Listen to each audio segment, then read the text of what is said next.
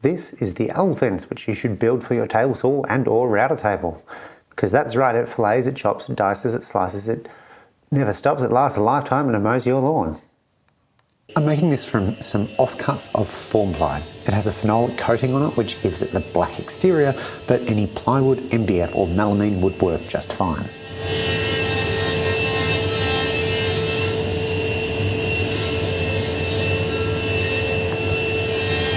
First off, I'm suffering from man flu at the moment, so that's why my voice is all over the place. This piece here is what will be the auxiliary fence. This will actually attach to the table saw fence, or the router table fence for that matter. To attach it, I have a couple of options. I could use something like these auxiliary table saw clamps.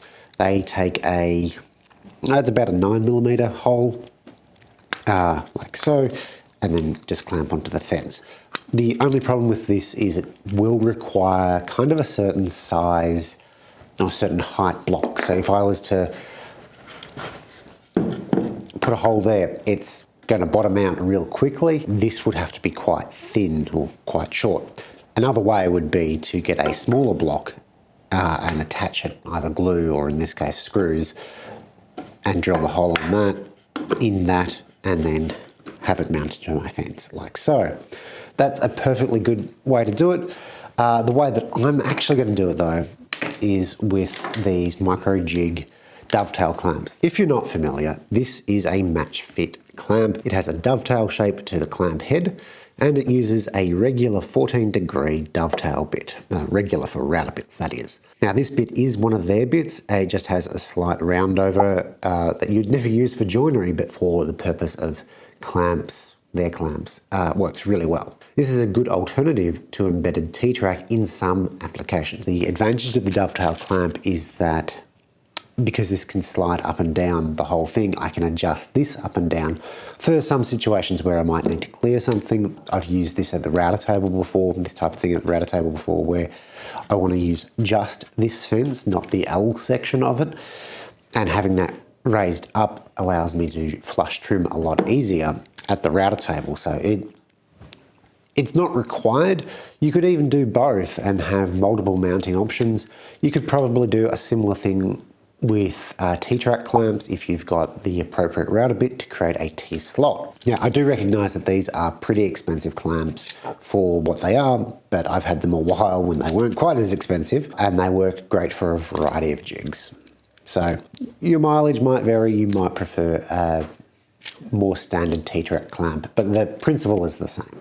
In this piece, I've already cut a 1/4-inch groove. You can see how much material would need to be removed at once, which could be a bit of an issue. You can't really go through dovetail cuts multiple times, so we want to remove as much waste as possible.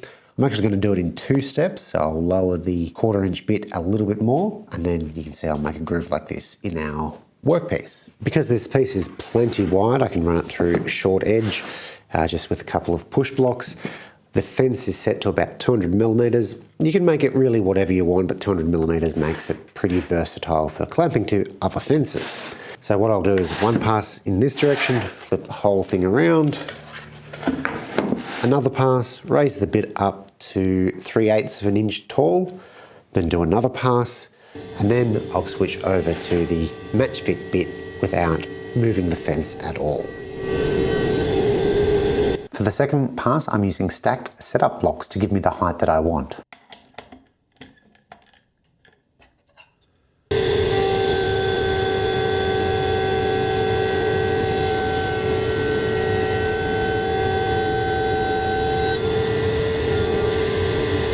The dovetail bit height was set to roughly 3/8 of an inch high, but I did do some fine tuning with a test cut on a scrap piece. With that slot cut, you can see how easily the clamp slides in. You might wonder why I use the match fit bit. You can use any 1/2 inch 14-degree dovetail bit, that'll work just fine. The only reason to use the match fit one I find is that it puts this very slight round over on it. But that slight round over means that you just don't have that sharp edge, so nothing tends to chip out quite that much. Also, you don't stab yourself. The 2 other pieces that I cut earlier will go together like so and form an L. They'll just be screwed together. There's no need to go for stronger joinery or glue or anything like that, because it's going to be just fine. It's not exactly load bearing. The vertical piece is what will be attached to the main sub fence that we just routed those match fit grooves into, and to attach it I'm going to use a T-bolt and a T-nut. So this is a 5/16 inch T-bolt with about a 1/2 inch head. So in this piece I need to cut a 5/16 inch slot all the way through it so that the fence can slide up and down, and on the main auxiliary fence it's just going to have clearance for the bolt head, and it's going to be otherwise a fixed position. So to do that we need to route that, and look, you could do that at the router table, but because this is such a narrow piece I'm actually going to use a plunge router for it because it just feels a lot more comfortable. I've got my workpiece clamped to the workbench. I want to route from here all the way to here, and because this is quite a narrow board it's quite easy to sort of rock it back and forth as we're guiding it. So there's a couple of ways we can address that. First, I mean obviously you could make it closer to the edge and it shouldn't be quite as bad. Second, it's going to come down to technique and posture and all of that. So if we're pushing in from here all the time and taking shallow passes, it should be a lot easier. The other thing is this fence, on edge guide on your router, you want that to be closed up nice and tight so that you've got maximum support. The other option is to peck route, so almost like you're drilling. This will allow you to get into position and then just go straight down. That's probably how I'm going to do it. I'm not going all the way through. What I'll do is go about halfway through, then flip the board and go halfway through from the other side. That way I won't route into my workbench and it's just easier on the router. Regardless of whether I'm cutting the full slot or peck routing, I always like to cut the start and stop of a mortise first. That way, when the visibility drops, the lower resistance tells me that I've gone far enough. With it routed halfway on one side, I can flip the piece, mark it out and route again.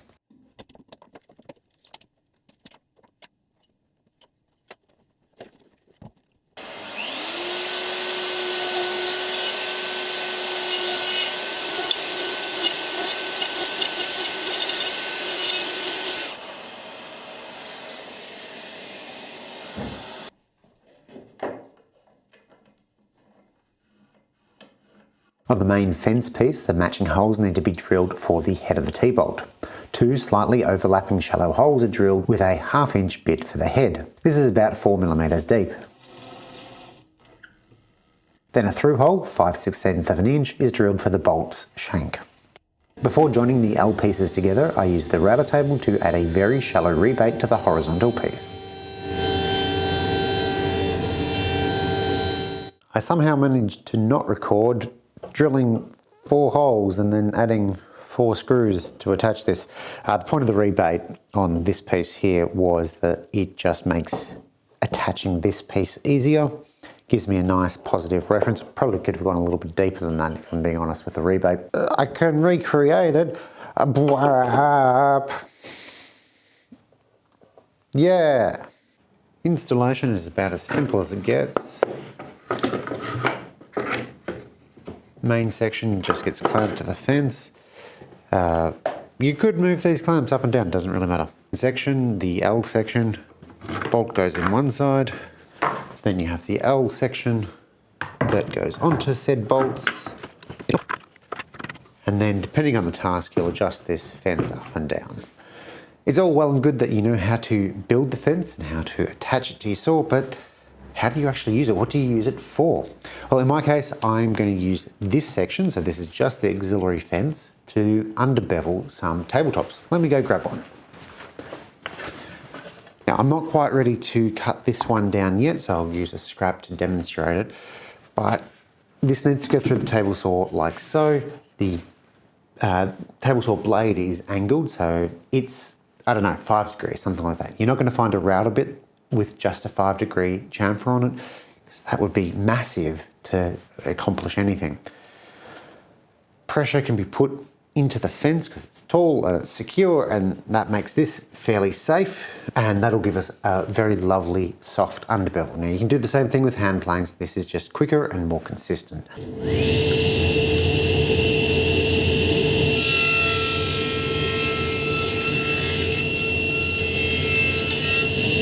Hopefully you can see that pretty clearly. It's a very shallow under bevel or raised panel.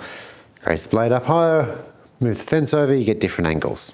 In recent projects where I've needed to do a rebate on the edge of a piece, I've used the dado stack and the table saw fence and this auxiliary fence.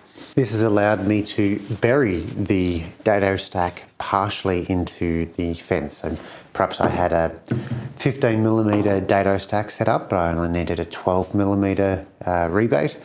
Rather than changing the stack and getting the exact size, I was able to just use this auxiliary fence, bury the blade slightly in the fence and move the fence back and forth to get that exact size that I needed. I can get rid of this piece now because I can still use this fence. I can raise this up. I need something to prop it up. So whatever height I need to make the blade, I can just prop it up like so.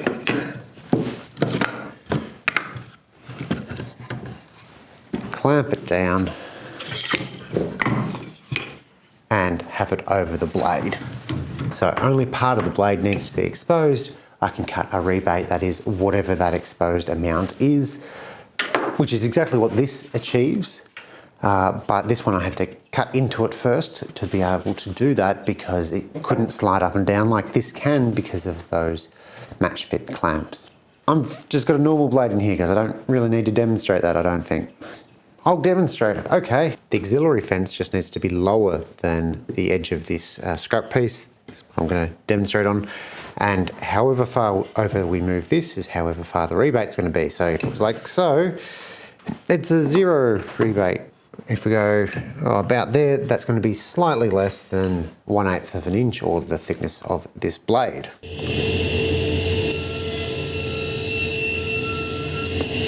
That's the rebate there. It's not overly impressive. Just imagine it was a full dado stack, but here we go. It is just slightly less than 2mm. That's what this shim is. So you can just catch on that. So that's definitely less than 1/8 of an inch. So what about the L section? It's not much of an L fence if we don't, ever use the thing. You can achieve the same rebating using the L section, and in fact this is a lot easier to adjust up and down than using the clamps to do the same. At least I find that way. And you'll obviously have more space away from it. Having this up so tall does make, in some situations, it a little bit more awkward to use the piece safely. So having the L gives you a few options to sort of lower it so your hand's not getting hit by the plywood or that sort of jazz. It'll depend on the situation which one is better for your particular task. This L setup can be fantastic for flush trimming, but we can take that one step further and actually turn it into a tapering jig as well. The fence essentially acts as a guide bushing or bearing, and we're able to do pattern cutting. My pattern is this piece of hardwood, which I've double-sided taped onto this piece of plywood. I want to have a nice taper there, angle cut, whatever. I could use a different jig, but this one will do it just fine. So I need to align the edge of the blade with the edge of the fence. There we go, that should be good. The fence is lowered so that it'll contact this guide rail the entire time. And you can see that the workpiece actually slips underneath the fence. So when I run this through, it'll safely cut it.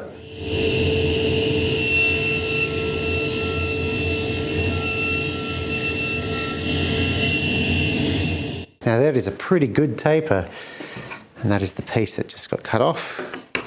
There is obviously a limit to how big this taper can be based on how deep your fence is, but that's, to me at least, pretty extreme for what I'd do on a small piece before I'd break out a track saw or a bandsaw or something like that. That just pops off super easy. We've got a super clean edge there. And that's basically how flush trimming will work as well. Now here at the router table, the L fence clamps on just fine with clamps, as you'd expect. This is my preferred way to do all sorts of edge band trimming on cabinet parts, melamine in particular. The router bits available allow you to flush trim and round over at the same time, lots of different profiles, so it's a very versatile system to have. Running the pieces vertically means that the overhang on the edge banding is not an issue because of this type of fence. You can just go through and it's done.